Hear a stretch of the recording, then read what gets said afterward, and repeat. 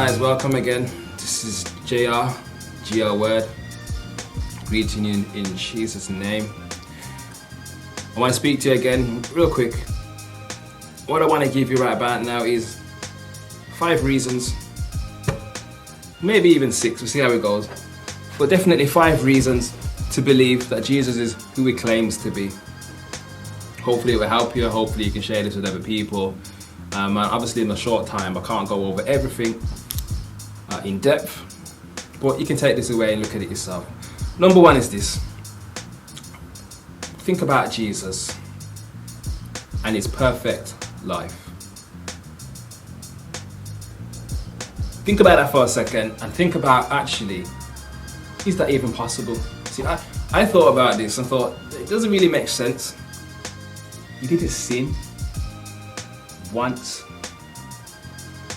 That's got to be testimony to him being someone great. John 8:46, they tried to convict him. They tried to say that he wasn't who he was, and Jesus turned around to the people of his time and said, which one of you convicts me of sin? How many of you could turn around to someone and say, which one of you convicts me of sin? I couldn't say that. The very thoughts we have, according to the Bible, the very feelings we have, lusting after somebody, can be sin. So how Jesus stopped, didn't get caught in that, I don't know. Number 2, the empty tomb. This is funny. Jesus was crucified. He was buried in Joseph's tomb, Joseph of Arimathea. He was actually part of the enemy. But some people say they reckon he was sensitive to the following of Jesus, maybe a secret disciple, who knows. But he gave Jesus his tomb. And then you find out, after the 3 days after he was crucified, this tomb is empty. Now think about this, people. Everybody in the area would have known where he was buried. It was public, it was out in the open, it was clear for all to see, nothing hidden. But nobody. Empty tomb. You even have a part in the Bible, Matthew 28:13, where it says, you know what? If anybody asks, tell them that the disciples took the body away. It's kind of indirect proof that there is nobody. So I'm not telling you what happened, but what I'm telling you is that there's an empty tomb. So the guy who was killed, put in a tomb, all of a sudden has disappeared. You could explain that by the resurrection, and the resurrection for me is the best example. You'll find other examples out there. Some people say Jesus never really died. Some people say, he was about and the disciples are hallucinating when they seen him after his death. You've got all these different theories. For me, the resurrection probably just suits it best. Number 3, the disciples and their turnaround. Peter, while Jesus was alive, denied him in front of a little girl, denied the one he called master.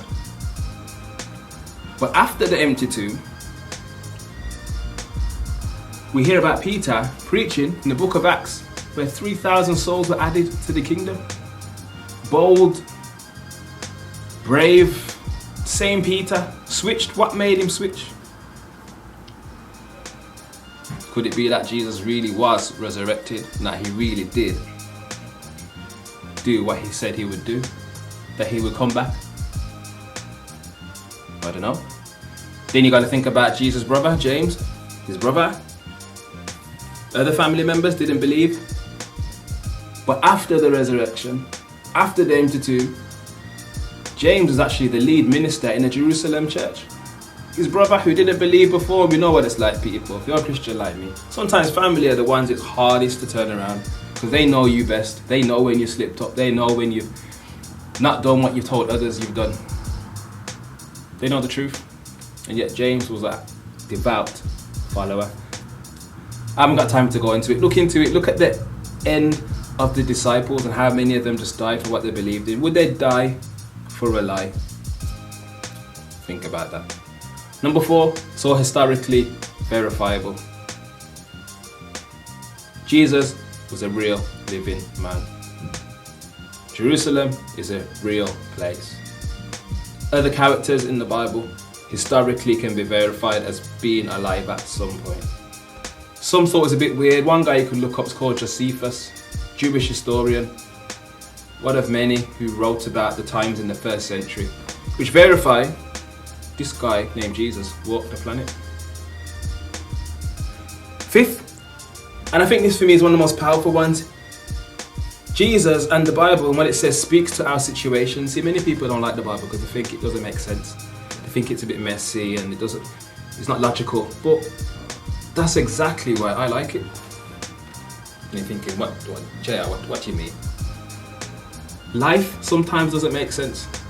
The things we go through sometimes don't make sense. Life is not black and white and neat, never has been for any of us. And for me, the Bible's good because it reflects that. Jesus was good because he reflected that and he spoke to our condition.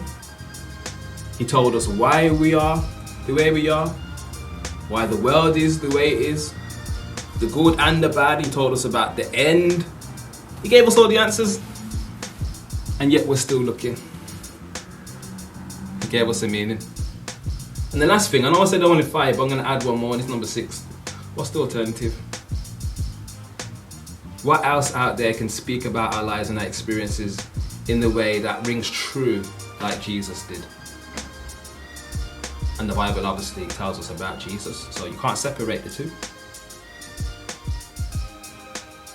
I don't know. You've got other religions, you've got other walks. I'm not talking about religion, I'm talking about one man who walked the planet. This can be verified, it's true, and that's why I believe. So there's your reasons to believe. I know it's a quick whistle blown. I have to do it fast. But think about it. Think about what I've said. Investigate for yourself. There's many reasons to believe why Christ is who he said he is. The Son of God, the way to God, God himself. Yeah? Done. This is JR, provoking you to righteousness. Think about what I've said. Till we meet again. Take care.